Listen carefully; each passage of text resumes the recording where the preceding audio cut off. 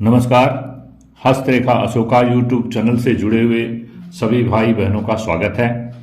आज हम एक ऐसे विषय पर जो बहुत ही कम इस विषय पर रिसर्च करके बताया गया होगा, आज उस विषय पर आपसे बात करेंगे और वो है मनुष्य की वाणी। उसका जो वाणी जो वो बोलता है वो कहाँ कहाँ से क्या क्या कंट्रोल करता है, इसके विषय में आपको आज हम बताने जा रहे हैं। तो देखिए, जैसा कि आप देख रहे हैं बुद्ध का पर्वत, ये हमने राउंड अप किया है। बुद्ध का पर्वत है, ये है गुरु का पर्वत है, ये आपके हृदय रेखा है, और ये आपका शुक्र का पर्वत, और ये चंद का पर्वत। इतनी चीज़ ही बस इस चीज़ को कंट्रोल करती हैं। तो जैसा कि आप जानते हैं कि बुद्ध जो है, बुद्ध का पर्वत वो भगवान गणेश के द्वारा संचालित होता है और बुद्धि के मालिक वो भी वही हैं। तो आप किस तरह की वाणी का प्रयोग करेंगे, कैसा आप बोलचाल करेंगे, जिससे कि दूसरे के ऊपर कैसा प्रभाव डालेगी, और क्या बुद्धि विवेक उसमें यूज करके बोलेंगे या जो मन में आए। चंद्रमा मन का कारक है, जो मन में आए वही बोल देंगे। बात बनते बनते बिगड़ जाएगी, अपना काम खुद ही आप खराब कर लेंगे। क्या उसमें सौम्यता रहेगी, आपकी वाणी में सरसता रहेगी, मिठास रहेगी, या कटुता रहेगी, तो कैसा असर होगा। तो देखिए, कबीरदास जी ने भी जैसा कहा है, वाणी एक अमोल है जो कोई बोले जान, हिये तराजू तौल के तब मुख बाहर आनी। अर्थात बारंबार सोचिए, कई बार सोचिए, एक बार ही नहीं, बोलने से पहले कई बार सोचिए। तो ये क्या चीज कैसे कंट्रोल करता है। देखिए, ये हृदय की रेखा जितनी नीचे से निकले और अर्धचंद्राकार टाइप, ये देखिए जो हाथ हमने लिया है बनाया है, इसमें जो हृदय की रेखा आप दे रहे हैं खूब अच्छी तरह से बना है, और इस दोनों अंगुलियों के बीच, तर्जनी अंगुली और मध्यमा अंगुली के बीच ठीक नीचे जाके समाप्त हो, तो ऐसा जातक जो है बहुत ही सोच समझ के और दूसरों के दिल पे बहुत अच्छा असर डालेगी। देखिए, जब आपका मन प्रसन्न नहीं रहता है तो आप क्या करते हैं, बहुत अच्छा सा म्यूजिक लगा के सुनते हैं, और वो अच्छा चीज सुनने से, श्रवण करने से आपका चित्त क्या है, मन एग्जैक्टली मन नहीं कह सकते उसको, मन के अंदर चित्त एक ऐसी चीज है, वहां एक वाइब्रेशन पैदा होती है और अत्यंत प्रसन्नता, चरम सुख किसी गाने को सुन के या किसी की मीठी आवाज को सुन के वह उत्पन्न करती है, उसे चित्त कहते हैं। तो चित्त जब आपका प्रसन्न हो जाएगा तो खुशी की लहर पूरे शरीर के अंग अंग में दौड़ जाएगी।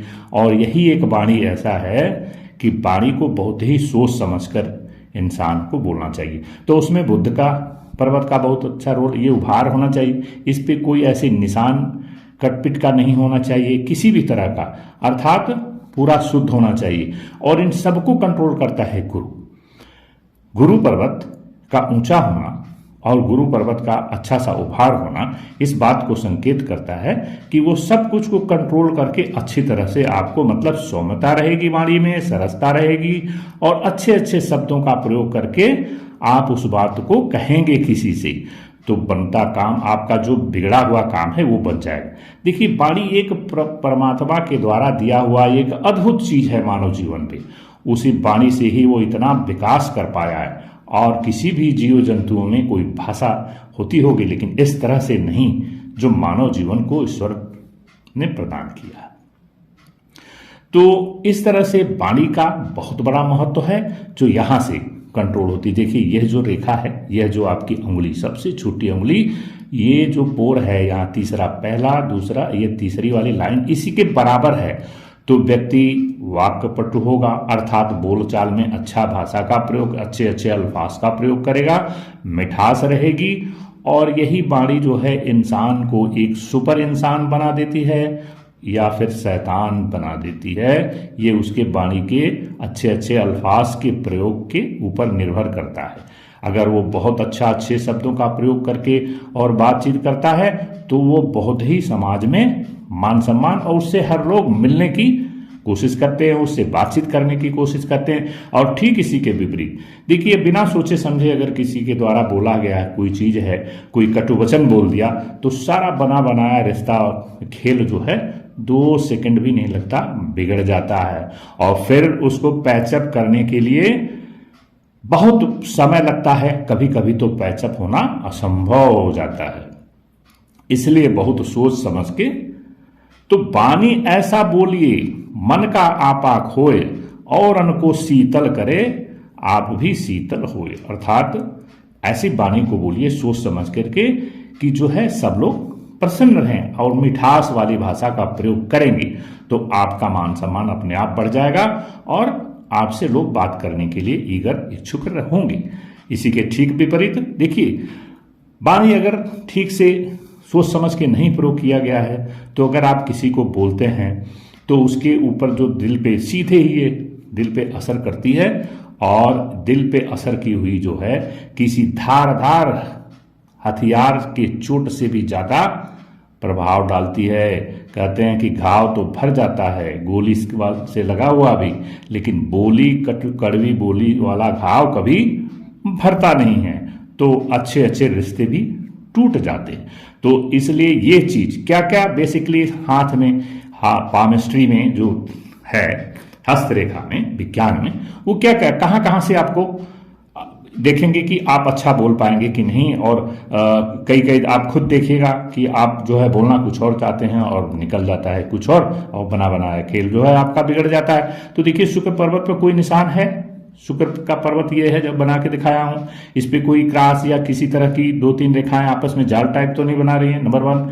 चंद्र पर्वत पर भी वही बात आप देखिए कि यहाँ पर चंद्र पर्वत पर किसी तरह की कोई निशान वगैरह तो नहीं बना है इस तरह का, और पर्वत उभार है कि नहीं। मेन एंड इंपॉर्टेंट जो है बुध का पर्वत है वो ठीक ठाक है, उभार है कि नहीं, और जो आपकी कनिष्ठांगुली है थोड़ी सी लंबी है कि नहीं इसके बराबर।